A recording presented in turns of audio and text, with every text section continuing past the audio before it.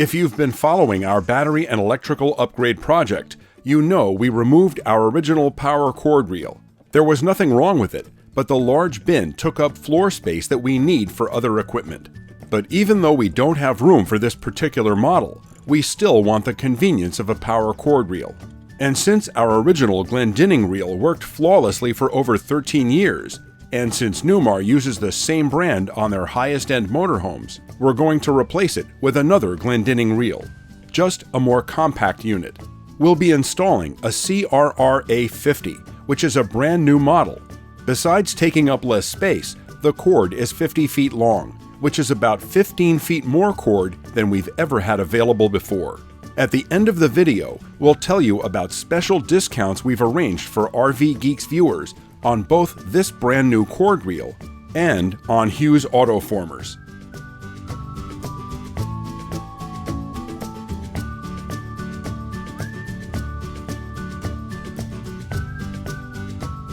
Typically, cord reels mount to the floor, but we'll be suspending ours from above.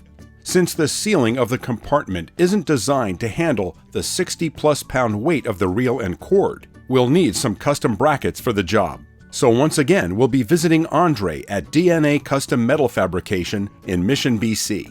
He did such a great job widening the tray for our Xantrex Lithium house battery and full throttle AGM chassis batteries, we know he's the right guy to make the brackets we need. After carefully measuring the electrical compartment, Andre cuts bars of 3/8 inch steel to the correct length. He marks, punches, and drills the holes for the screws that we'll be using to mount the brackets to the compartment walls. His attention to detail is obvious, making sure every edge is smooth and clean. Andre squares up the corners and tack welds the top and sides into place. Then does the same thing on the other end.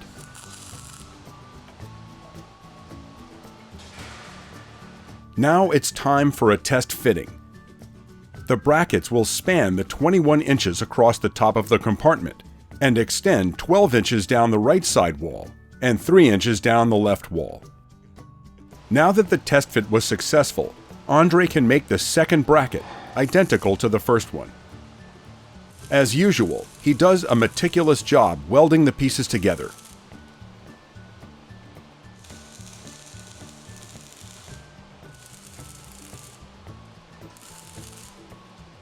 Then he'll smooth out all the edges. Now we have our two custom-made supports.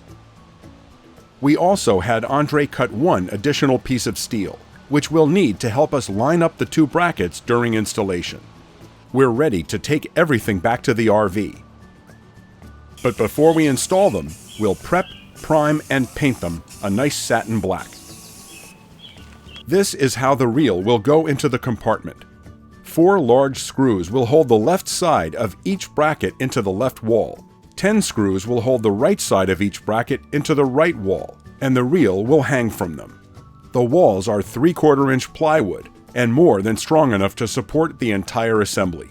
As mentioned, we'll be using the extra plate Andre cut as a guide to keep the brackets properly aligned. Now we've got some more holes to drill.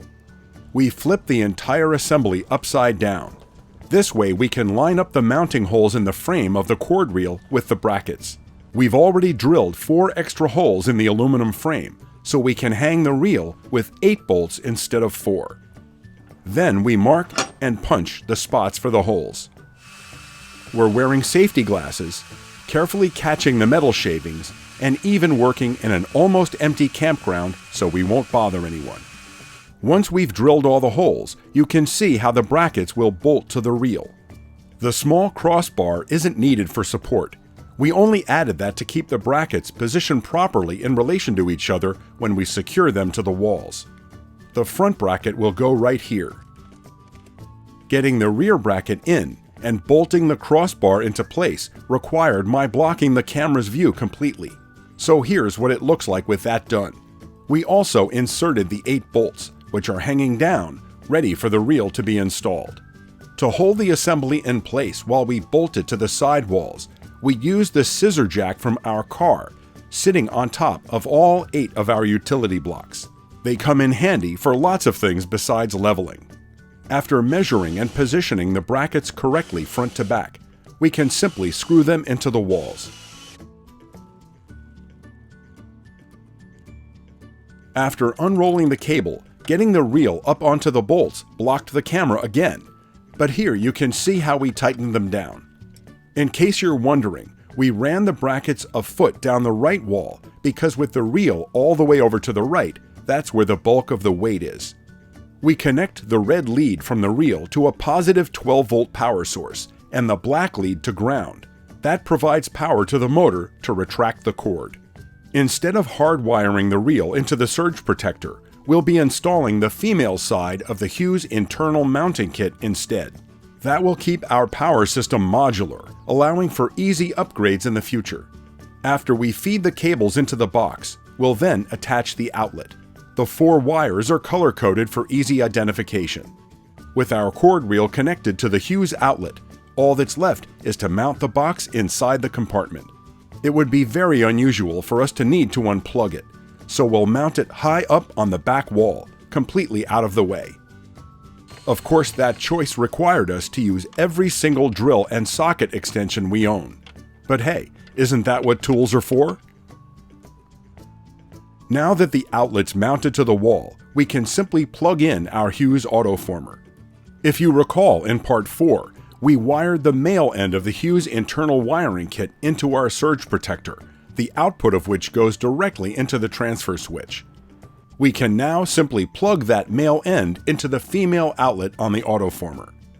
Everything fits beautifully, exactly as we envisioned when we mapped out our plan for redoing the electrical compartment. Now let's wind up our new cord reel for the first time. The reel is incredibly quiet, and the integrated rollers automatically guide the cord into place. It's the most pliable, easy-to-handle 50-amp cord we've ever seen, and Glendinning says it will stay flexible down to -10 degrees Fahrenheit. Wow, 50 feet of cable is a lot. No more extension cord for us. With our new reel, we've optimized the space in this small compartment beautifully, just as we planned. This completes Phase 1 of our battery and electrical upgrade.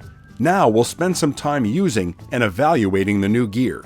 With hookups that are far back behind the RV, we happen to be in a perfect place to take advantage of our new 50-foot power cord. Our old cord might not have been long enough, but the new one can reach easily, with plenty to spare. And it takes virtually no effort, since the motor completely disconnects from the reel, making it extremely easy to extend the cable. There's also a light on the back of the plug that provides visual confirmation that the power's on. And when it's time to disconnect, there's another clever feature, the easy unplug lever. Lift up on the handle and it pushes the plug straight out. Here's a side view of how that works. The handle itself pushes the plug out. This eliminates the wiggling and pulling that can damage ordinary plugs over time. We've only been using our new reel for about a month, but we already love it so much that we want to stay at campgrounds with hookups just to get a chance to use it. It's a really robust and well-designed piece of equipment, and obviously made to last a very long time. Hughes has offered a 10% discount for our viewers on 30 and 50 amp autoformers for quite some time, using the coupon code RVgeeks at HughesAutoformers.com. So we're excited to announce that Glendinning is the latest manufacturer of fine RV products to be added to our discounts page. If you'd like your own CRRA 50, the exact same cord reel we just installed, use coupon code RVgeeks at checkout when you buy directly from Glendinning and save $70 off the regular price. Visit GlendinningProds.com and go to their store for more details. We'll also include a direct link down below in the video description to both the CRRA 50 and to Hughes. And don't worry, when you install a Glendinning reel in your RV, you'll most likely be mounting it to the floor, so you shouldn't need any special brackets. Stay tuned for future updates on our experience with all of our new battery and electrical gear, and for Phase 2 of the installation project.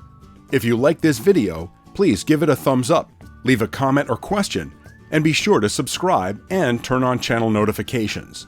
If you'd like to support the production of our videos, get special access to premium content, and even get your name in the credits, visit us at patreon.com/RVgeeks. You'll see how you can play a big part in helping us create more content for our fellow RVers. A special thanks to everyone who's already done that. As always, safe travels, and thanks for watching.